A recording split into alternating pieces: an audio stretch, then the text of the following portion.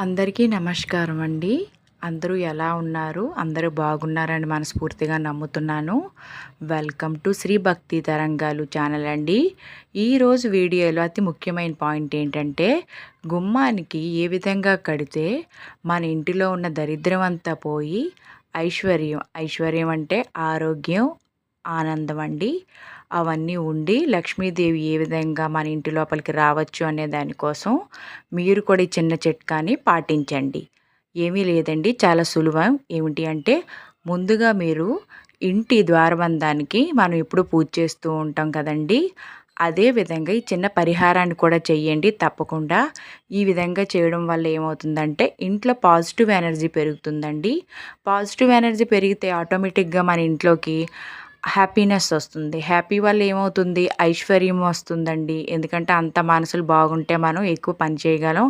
అదేవిధంగా మనకి లక్ష్మీదేవి కూడా వస్తుంది. అన్ని శుభకార్యాలు జరుగుతాయి. దీనికోసం ముందుగా మీరు ఒక ఎర్రటి గుడ్డని తీసుకోండి. ఒక ఎర్రటి వస్త్రాన్ని తీసుకోండి.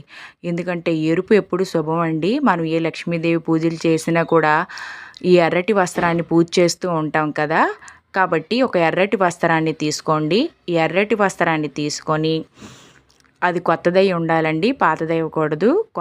చిన్న ఒక రూ. 20, రూ. 30 చిన్న సెంటీమీటర్ల తరకు ఒక రెడ్ కలర్ మీరు ఒక వస్త్రాన్ని తీసుకోండి.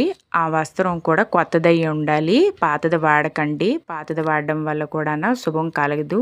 ఎందుకంటే అది మన ఇంట్లోని మైలుగాలి తగిలి అందులోని శక్తి అనేది ఉండదు. కాబట్టి కొత్తదే మీరు తీసుకోండి. ఆ కొత్త తీసుకున్న దాంట్లోని ఎర్రటి గెడ్డుప్పుని వేయండి. క్రిస్టల్ సాల్ట్ అంటారు కదండీ! గెడ్డ ఉప్పు. ఎందుకంటే మన పురాణాల్లోని, మన అమ్మమ్మల కాలంలో కూడా ఎక్కువగా మనం ఈ గెడ్డుప్పునే తినేవాళ్ళమండి. ఇప్పుడైతే అంత సాల్ట్ వచ్చింది కానీ సాఫ్ట్ సాల్ట్, బట్ ఒకప్పుడైతే క్రిస్టల్ సాల్టే ఉండేది. గెడ్డుప్పు వల్ల ఏమిటంటే, ఇది పూజలకు కూడా చాలామంది వాడుతూ ఉంటారు, మీరు గమనించవచ్చు.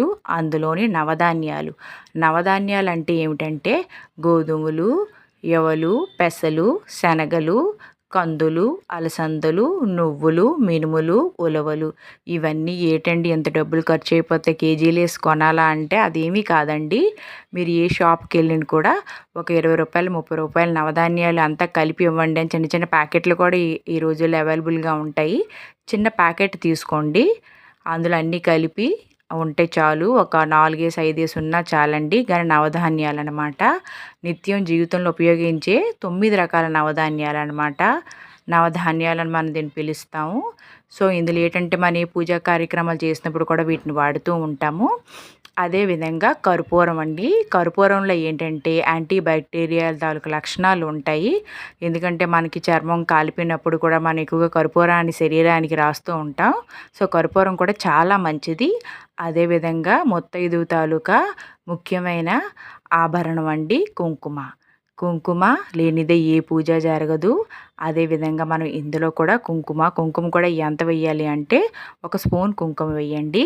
అదేవిధంగా పసుపు యాంటీబయోటిక్, మన ద్వారబంధం కూడా రాస్తూ ఉంటాము. ఎటువంటి బ్యాక్టీరియా ఇంటి లోపలికి రాకుండా చాలా శుభసూచకం. ఏ పనిలో కూడా మొదట వాడేదే పసుపు, అది కూడా వెయ్యాలి. సూర్యోదయం అయ్యే ఉదయం ముందే లోపున మీరు అన్నిటినీ కూడా గుడ్డలో వేసి ఒక ఎర్రటి వస్త్రంలో వేసి మీ ఇంటి ద్వారబంధానికి ఈ విధంగా కట్టినట్టయితే, ఈ కట్టే విధానం కూడా గురువారం శుక్రవారం కట్టినట్టేటండి చాలా మంచి జరుగుతుంది. ఇంటిలోని ఎటువంటి నెగిటివ్ ఎనర్జీ పోతుందండి. నెగిటివ్ ఎనర్జీ పోయి మన ఇంటిలోకి పాజిటివ్ ఎనర్జీ అనేది పెరుగుతుంది. పాజిటివ్ ఎనర్జీ పెరగడం వల్ల ఏమవుతుంది? అందరూ మనం ఆనందంగా ఉంటాం. ఇంట్లోని ఎటువంటి తగులు కలహాలు లేకుండా ఆనందంగా ఉండొచ్చు. ఇలాగ ఆనందంగా ఉండేటప్పుడు మనకి శుభకార్యాలు జరుగుతాయి. మన ఇంటిలో శుభకార్యాలు జరిగినప్పుడు మనసుకి శాంతి కూడా కలుగుతుంది. ఈ విధంగా మీ అందరూ కూడా తప్పకుండా ఈ పరిహారాన్ని పాటించండి. వీలైతే గురువారం శుక్రవారం పూట తెల్లవారి ఈ విధంగా మీ ఇంటి ద్వారబంధానికి కట్టండి. ఆ విధంగా చేసినట్లయితే మన ఇంటిలోని నెగిటివ్ ఎనర్జీ అంతా పోయి పాజిటివ్ ఎనర్జీ వస్తుందండి. ఈవెన్ మనం లక్షవారం శుక్రవారం కూడా ధూపాలు వేస్తాం కదా, అలాగే ధూపాన్ని కూడా వేయండి ఆ మూటకి. ఆ విధంగా లక్ష్మీదేవి ప్రాప్తిరస్తు కలుగుతుందండి. అఖండ ఐశ్వర్యం అంటే నేను బార్ అదే చెప్తున్నాను. డబ్బులు ఒకటే కాదండి, ఆరోగ్యం ఆనందం కూడా. కుబేర స్వామి ఆశీర్వాదం, లక్ష్మీదేవి కటాక్షం, ఆరోగ్యం అన్నీ కూడా మీకు లభిస్తాయి. వీడియో నచ్చితే లైక్ చేయండి, సబ్స్క్రైబ్ చేయండి. అదేవిధంగా మీకు ఎవరికైనా షేర్ కూడా చేయండి.